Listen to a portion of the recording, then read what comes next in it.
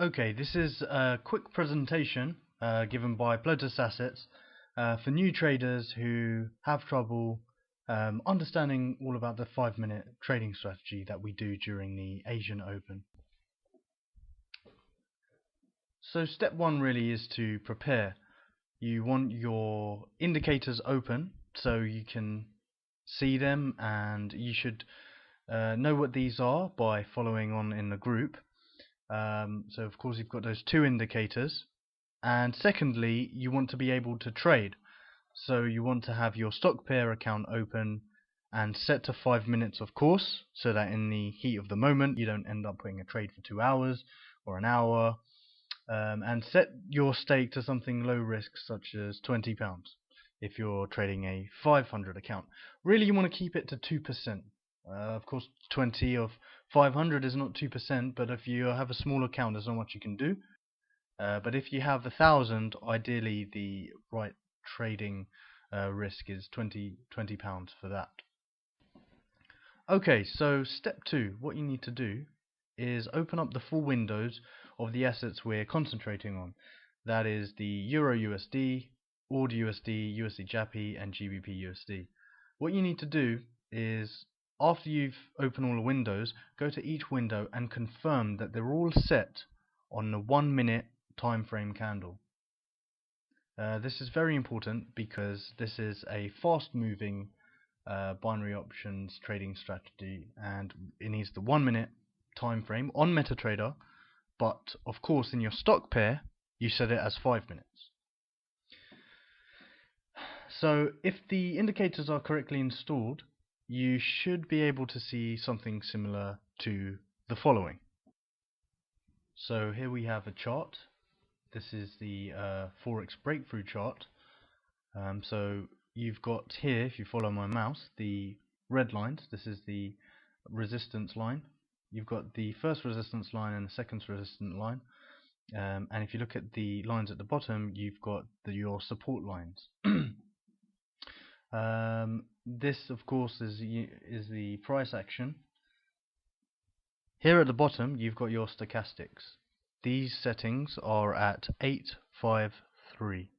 So when you load the stochastics into the chart, do please make sure that it's set at 8, 5, and 3. You can change it by double clicking it and simply editing it like so. So this is the first indicator, of course. Let's switch over to the 5 minutes. This is your second indicator to look at the first. You've got all of these lovely gizmos here.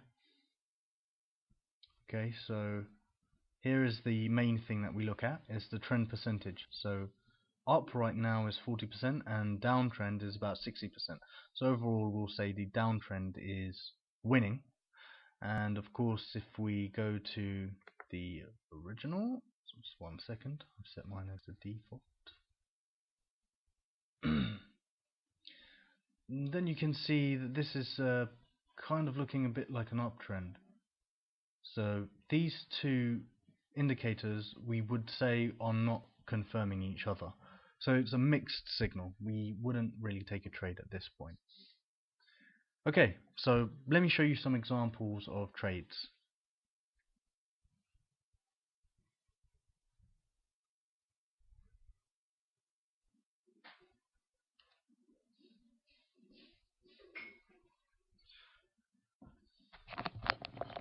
Okay, so you can see suddenly as the USD JPY has hit the upper resistance level, this is clearly an uptrend.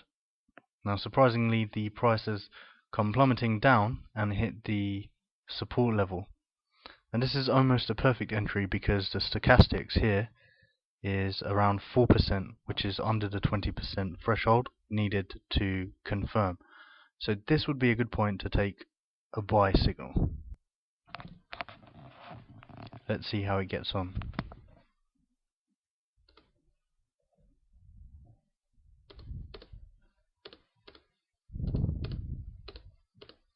Okay, so that's 5 minutes into it. You can see this is where the position was taken. 1, 2, 3, 4, 5, and we're well into the money. So if you made that trade, it was a textbook trade and you would have been in the money.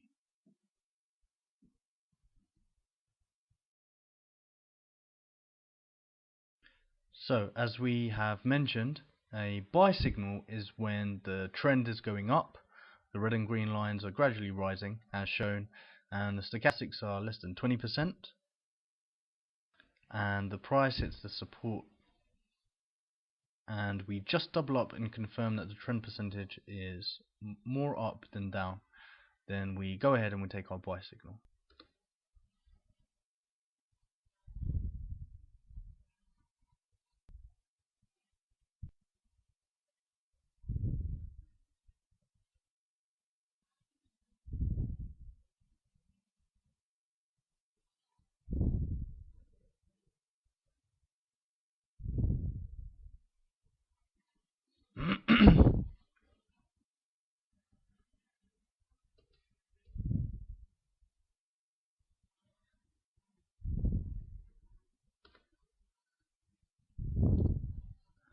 Okay, a possible trade may be coming up now.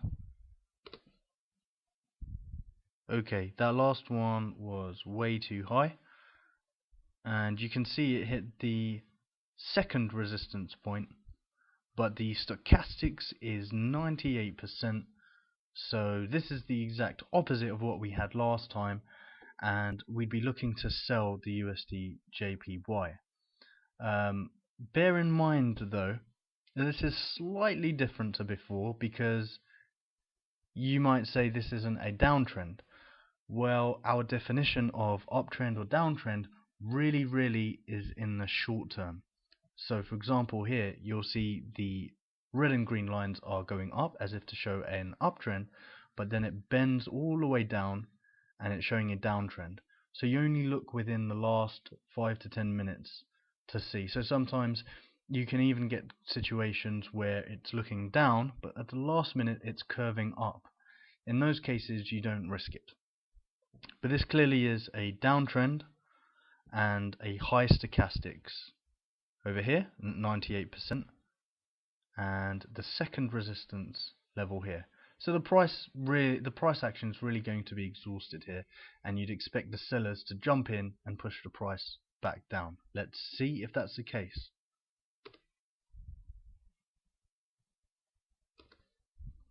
And here we are. 1 minute, 2 minute, 3 minute, 4 minute, 5 minute, 6 minutes. So clearly our price would have expired somewhere down here, and the trade would have been yet another win. This really is a simple strategy, and if you just stick to the rules, you can end up doing very well. Let's also have a look in the other template. So let's go to 5-minute blooters. You can see clearly here, and this is very important to remember, the downtrend here is 79%. So that was a further signal to us when we took the down trade. So in the presentation, as you'll see following, you always use this as a way of confirming whether you should continue with the trade or stay out of it. So you see the red and green lines are descending, the stochastics are more than 80%, showing some exhaustion in going up, and so it's hit the extreme of 80% plus 90%, and it wants to come back down. We wait for the price to hit the resistance, and we confirm that the trend percentage is more than 75% down. Now, we don't always have to do step 4, but it is advisable to flank out some false signals. So just briefly on hedging, of course not every trade is going to win. So when you make a losing trade, it's not all bad. What you can do is you can increase your next stake so that the win on that actually covers the loss of your previous stake. So for example, if you traded 20 and you lose it, well, you're down 20. So if you just trade 20 again on your next trade, you're not actually going to break even because of the slight discrepancy between your win return and your lose outgoing. So you increase your stake by 150%, so $20 becomes $30, and that helps you to not only break even but actually give you a little bit of profit as well. Now I will stress that you do not keep repeating this for losing trades. The reason is it's just basic mathematics really. Something like a 70 to 80% win ratio is considered extremely brilliant in binary options. You're going to make a lot of profit if you're getting an 80%. But if you actually think what 80% actually is in terms of statistics, if you consider 80% of 1,000 trades means that 20% of the time you've got losses. So 20% of 1,000 is 200. So if you imagine, there's nothing stopping those 200 losing trades coming all at once. It's very unlikely, but you could have, I don't know, 200 losing trades and then 800 in a row winning trades. It just really depends how the distribution goes. So in order to protect yourself, hedging is only done when you've got a really good signal to hedge the other one. Otherwise, just accept your loss. It's not a problem. Generally, we don't hedge more than once, but there are exceptions. This comes with experience, and as you'll see on the group, everything is discussed, and so you can look forward to learning all of that good stuff. I do hope this has been insightful and a little bit of help. Of course, if you need any more assistance, do get hold of me on plotosassets.com, or what you can do is add me on Skype.